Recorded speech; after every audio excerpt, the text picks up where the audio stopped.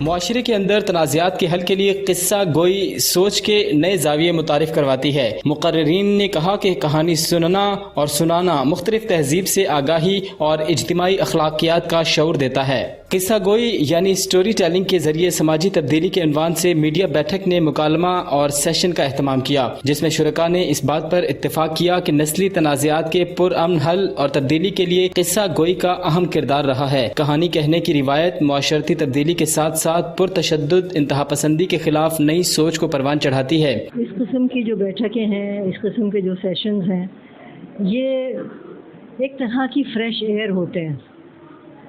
انسان جتنے بھی لوگ یہاں پر بیٹھے ہوئے تھے، ان کے ذہنوں میں کوئی نہ کوئی بات تو ہوتی ہے، اور جو سامنے سے اپنے خیالات کا اظہار کر رہے تھے وہ بھی اپنے ذہن کے مطابق کچھ نہ کچھ باتیں کر رہے تھے۔ جب سب لوگ مل کر بیٹھتے ہیں تو یہ ایک ایسا موقع ہوتا ہے جس میں بعض وقت وہ والی باتیں ہم کہتے ہیں کہ جو کہ ہم عام طور سے نہیں کہہ پاتے، یا یہ کہ اس کو ڈسکس نہیں کر پاتے۔ تو ایسی محفلیں ضرور ہونی چاہیے۔ They are a breath of fresh air, لوگوں کو اپنے خیالات کے اظہار کا موقع ملتا ہے، اور یقیناً جسے کہتے ہیں نا کہ مشاورت سے چیز اچھی ہوتی ہے ہمیشہ۔ ایک اکیلا انسان کو ڈیسیشن لیتا ہے تو وہ کبھی کامیاب نہیں ہوتا، مطلب کبھی عام طور سے کامیاب نہیں ہوتا۔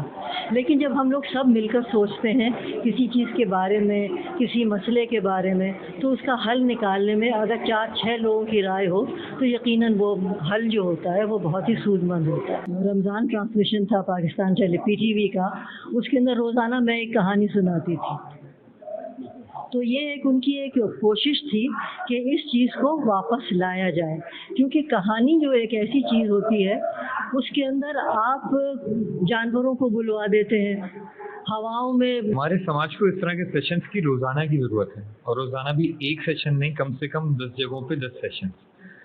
جب تک یہ کمیونیکیٹ نہیں ہوگا، جب تک یہ لوگوں تک پہنچا نہیں، جب تک اویئرنیس نہیں ہوگی، تب تک بات آگے نہیں بڑھتی۔ انسان گوئی کی اتنی ہی ضرورت ہے، ہمیں ہم سے جوڑتی ہے، ہمیں ہماری مٹی سے جوڑتی ہے۔ جو آج میں کھڑا ہوں آپ کے سامنے، وہ اس مٹی کا انفلوئنس ہے۔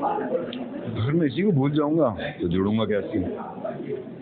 اسی وجہ سے لوگ دکھتے ہیں، اسی وجہ سے لوگ سنتے ہیں۔ ابھی کیا اردو میں سنائی تھی نا، سب واہ واہ کر رہے تھے، بالکل میری ہے نا۔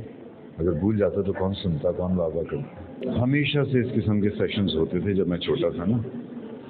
یہ جب بڑے ہوئے نا تو ہمارا احساس ہم سے جاتا رہا، ہم سوچنا شروع ہو گئے اور الجھ گئے اس سوچ میں، محسوس کر ہی نہیں پائے۔ یہ محسوس کرنے کی چیزیں تھیں، اور اگر زندگی جینی ہے تو محسوس کرو، زندگی گزارنی ہے تو ٹائم پاس کرو۔ مجھے اس سے فرق نہیں پڑتا کہ آڈینس کو سمجھ میں آ رہا ہے کہ نہیں آ رہا ہے، مجھے فرق اس چیز سے پڑتا ہے کہ آڈینس بور تو نہیں ہو رہی۔ مقررین نے اس بات کا بھی اعتراف کیا کہ قصہ گوئی ایک ایسا فن ہے جسے دنیا نے سراہا۔ در حقیقت یہ ایک ایسا بامقصد فن ہے جو معاشرے میں انتہا پسندی کے اٹھتے طوفان کو دھکیلنے میں کامیاب ہوتا ہے، جس کے ذریعے سوچ کے نئے زاویے انسان کو امن اور سکون کا احساس دلاتے ہیں۔ اس موقع پر شریک لوگوں نے بھی اس سیشن کے انعقاد کو خوب سراہا۔